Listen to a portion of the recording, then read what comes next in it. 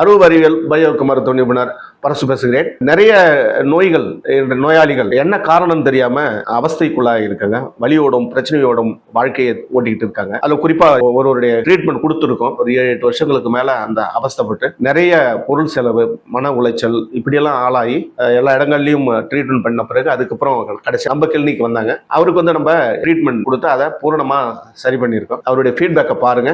இது மாதிரியான அவஸ்தையில் இருக்கிறவங்க எல்லோருக்குமே இந்த பயோக்கு மருத்துவத்துல சரியான தீர்வு உண்டு.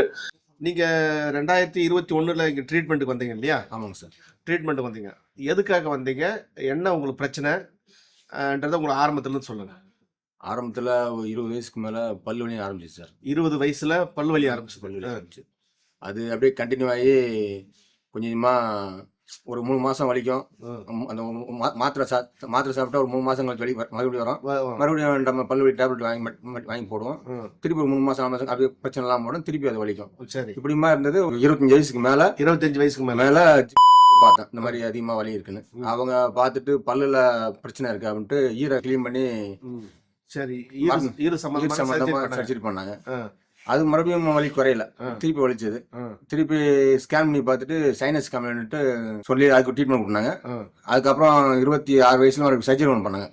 26 வயசுல சர்ஜரி பண்ணாங்க. சைனஸ் சர்ஜரி பண்ணாங்க ரைட் சைடில். அது பண்ணதுக்கப்புறம் மறுபடியும் லைட்டாக வலி இருந்தது.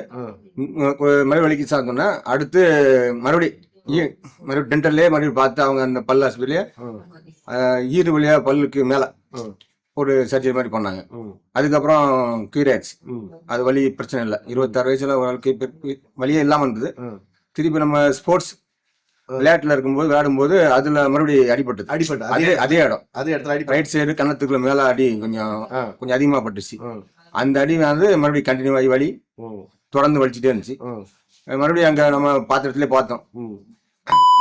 அவங்க மருந்து கொடுத்தாங்க, ட்ரீட்மெண்ட் பண்ணாங்க. 2010 அது பண்ணும்போது அப்படியே கொஞ்சமா வலி பார்த்தோம், கொஞ்சமா கூடிச்சு. ஆனா சரியாகல ட்ரீட்மெண்ட். ஒரு 6 மாசம் 1 வருஷம் அங்கே பார்த்துருப்போம், சரியா வரல. அப்புறம் 2014 வலி அதிகமாக இருக்குன்ட்டு வேலூர்ல போய் பார்த்தோம். அவங்க அட்மிட் பண்ணி மாத்திரை கொடுத்தாங்க. ஸ்டீராய்டு ஊசி கம்ப்ளைண்ட் பண்ணி ஸ்டீராய்டு ஊசி மட்டும் போட்டு மாத்திரை கொடுத்தாங்க. அது அந்த டைம் பிரச்சனை மீறாம சரியாச்சு. வழியெல்லாம் இல்லை, நான் மாத்திரை கண்டினியூ பண்ண வேண்டியது. அந்த மாத்திரை ஒரு 7 வருஷம் இப்போ கண்டினியூ பண்ணேன். 7 வருஷம். ஆமா, 2021 வரைக்கும் கண்டினியூ பண்ணேன். 2021 வரைக்கும். ஆமா. ஸ்டீராய்டு அந்த காலையில் ஒரு மாத்திரை, காலையில் எத்தனை சாயங்காலம் எத்தனை ஸ்டீராய்டு ஊசி மாத்திரை வந்து மைஃபாட்டிக்ன்ற ஸ்டீராய்டு ஊசி மாத்திரை வந்து மைஃபாட்டிக் ஊசி வந்து வலி அதிகமான அந்த கண்ணு வந்து 2 தெரிய ஆரம்பிச்சு. அந்த கமெண்ட்ல அது கண்ணே 2 தெரியாம கண்ணு கொஞ்சம் வீங்கிற மாதிரி இருக்கும். அதுக்காக அந்த ஊசி போட்டாங்க. அப்புறம் அது அந்த போட்டவொன்னே அந்த வீக்கெல்லாம் குறைஞ்சிடும், கண் நார்மல் ஆயிடும். அதுக்கப்புறம் அது படம் மாத்திரை மட்டும் கண்டினியூ. அது மாத்திரை 7 வருஷம் கண்டினியூ பண்ணிருக்கேன். அது ஒரு மாசத்துக்கு மருந்து மட்டுமே எவ்வளவு? மருந்து மட்டும் ஒரு 8500 ஆகும். மாத்திரை மட்டும். ஆமா, இன்ஜெக்ஷன் இல்லாத இன்ஜெக்ஷன்ல சேர்த்தா அது கண்டினியூவா போட மாட்டாங்க. ஏதாவது ப்ராப்ளம் அது மாதிரி அதிகமாச்சுன்னா போடுவாங்க.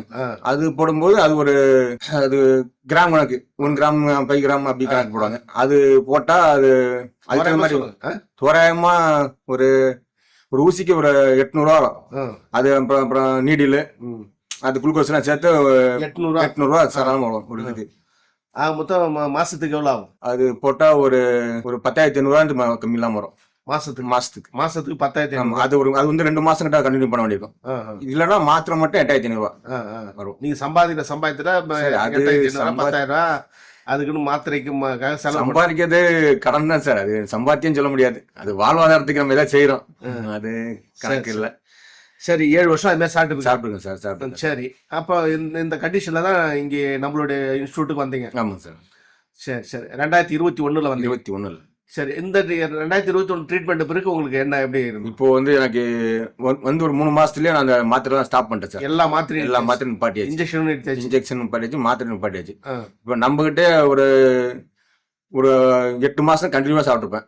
அதுக்கப்புறம் கேப் விட்டு தான் மருந்து சாப்பிடுறேன். சரி, அப்ப கூட அதுக்கப்புறம் கண்டினியூ பண்ணல. சரி, அந்த ஃபுல்லா நம்ம இடத்துல இருந்து ஒரு மாசத்துக்கு எவ்வளவு மருந்து? நம்ம இடத்துல வந்து மாசத்துக்கு அதிகபட்சம் ஒரு 3,500 வரும் சார்.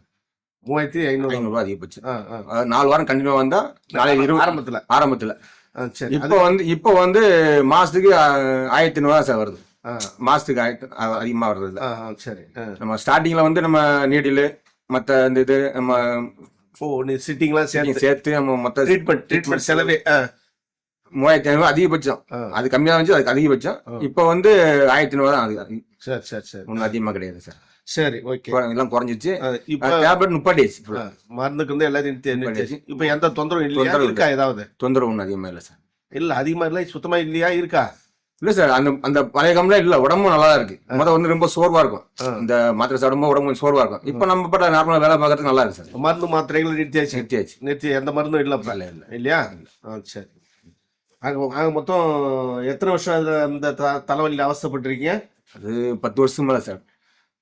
11 வருஷம் தலைவலி. 11 வருஷம் தலைவலி. தலைவலி கண்ணும் சேர்ந்து வலிக்கும். நம்ம இந்த ஹாஸ்பிட்டல் அந்த ஹாஸ்பிட்டல் மாறி மாறி பார்த்ததுல இது எல்லாமே ஒரு 3 மாசம் ட்ரீட்மெண்ட்லயே குறைஞ்சு போச்சு. ஆமா, கண்டிப்பா. Okay, thank you. நல்லது சார். இப்போ இந்த வீடியோவை நீங்க பார்த்திருப்பீங்க. இது மாதிரி காரணம் புரியாத நோய்கள், குணப்படுத்த முடியாத ரொம்ப அவஸ்தைக்குள்ளா இருக்குது. நோய்க்கான காரணத்தை கண்டுபிடிக்க முடியல. சாதாரணமாக இருக்கிற பரிணமிக்கிற ஒரு நோய் அடுத்தடுத்து டெவலப் ஆகி வேற ஒரு கண்டிஷனுக்கு போயிட்டு இருக்கு அப்படின்னா அதுக்கு வந்துக்கான ரூட் காஸ் கண்டுபிடிக்க முடியலன்னு அர்த்தம்.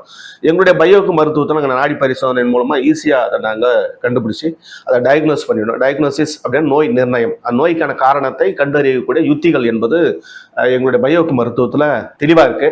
அதன் மூலமாக நாங்கள் வந்து ட்ரீட்மெண்ட் கொடுக்குறோம். ஆகவே இது மாதிரியான தொந்தரவுகள் அவஸ்தையில் இருக்கிறவங்க எங்களுடைய சேவை மையத்துக்கு வந்து ட்ரீட்மெண்ட் பெற்று பலன் பெறுமாறு கேட்டுக்கொள்கிறேன். அன்பு வணக்கம்.